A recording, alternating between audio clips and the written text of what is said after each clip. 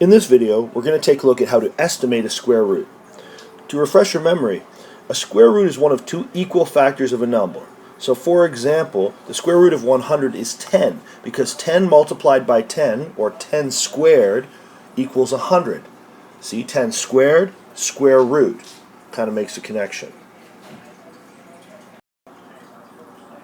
This list shows all the perfect squares between 1 and 100. A perfect square is a number where the square root is a whole number rather than a decimal or a fraction.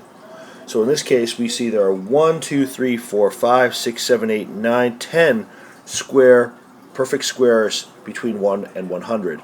It's really important that I know these and kind of have them memorized, because I'm going to need to use them to estimate. If I don't know these, I'm not going to be able to estimate very efficiently or very quickly.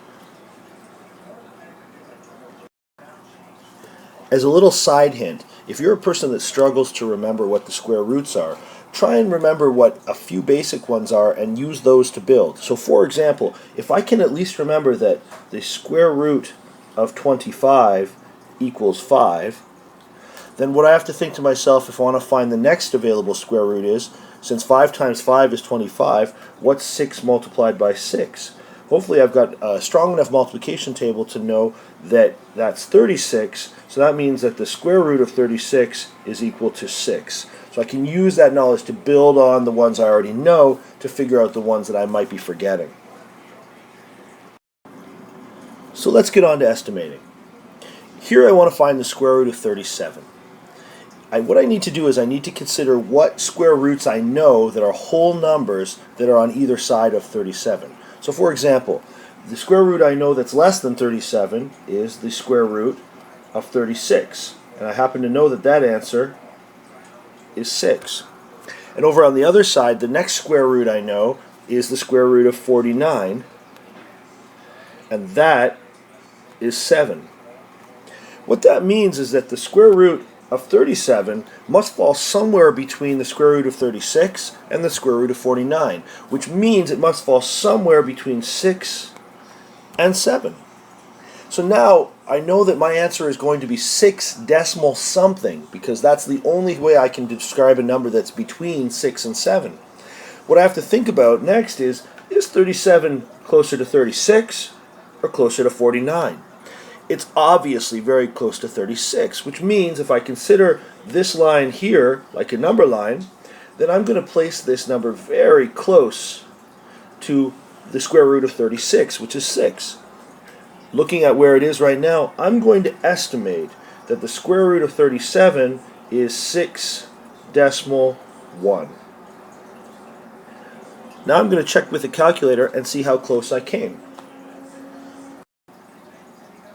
So I punched it into my calculator and I realized that the square root of 37 is 6 decimal 08, which we could definitely round to 6 decimal 1. So 6 decimal 1 is a really accurate estimation. One problem I have to avoid is to remember that I cannot write the square root of 31 as equal to 6 decimal 1. I already told you that the square root of 37 is equal to 6 decimal 08, and I can tell you that there are about another 20 decimal places after that that are still different numbers. So I can't say it's exactly equal to 6 decimal 1, so what I'm going to use is a little symbol like this. It's an equal sign, but on top of it has a little circle. And what that circle means over top of that equal sign is that it is approximately equal to or close to equal to. That way, what I'm actually saying is this isn't the exact right answer right here, but this is a really good estimate to the square root of 37.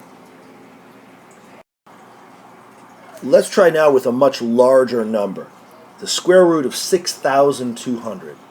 Now fortunately I can use my basic square roots that I remember from way back at the list at the start to help me with this as well. I know, for example, that the square root of 6,200 is close to the square root of 6,400. And the reason I know that, and that I know 6,400 is a square root, is because I know that 80 multiplied by 80 gives me 6,400. So the square root of 6,400 happens to be 80.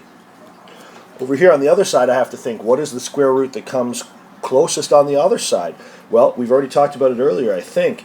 The square root there would be 4,900. And I know that that square root is 70, because 70 multiplied by 70 equals 4,900, just like 7 multiplied by 7 equals 49. What I'm going to do now is look between the two. Again, I'm going to draw a line between, almost like a number line, and it's going to help me make the connection. I think we should all be able to tell that 6,200 is much closer to 6,400.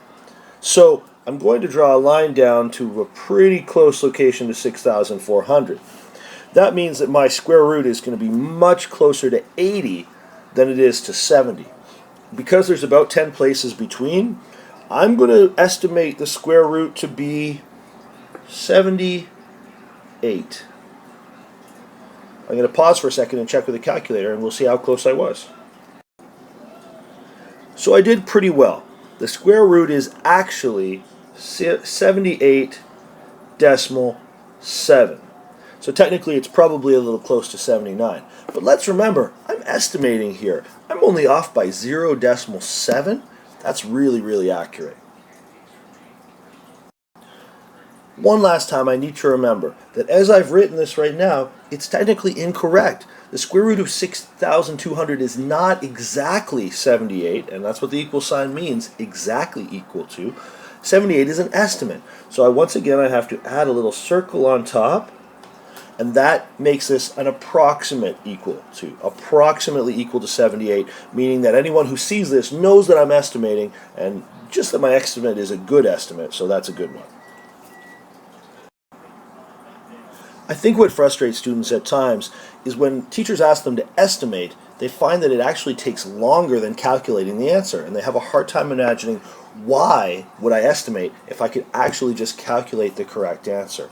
The idea behind estimating is that ultimately in the future it will be faster for you than actually taking out a device and calculating the actual answer. But to make that true in this particular case, you really have to commit to memory at least some of your square roots, and ideally all the square roots between 1 and 100, and frankly even up to 121, which is the square root, which has a square root of 11, because those will help you do it quickly and efficiently.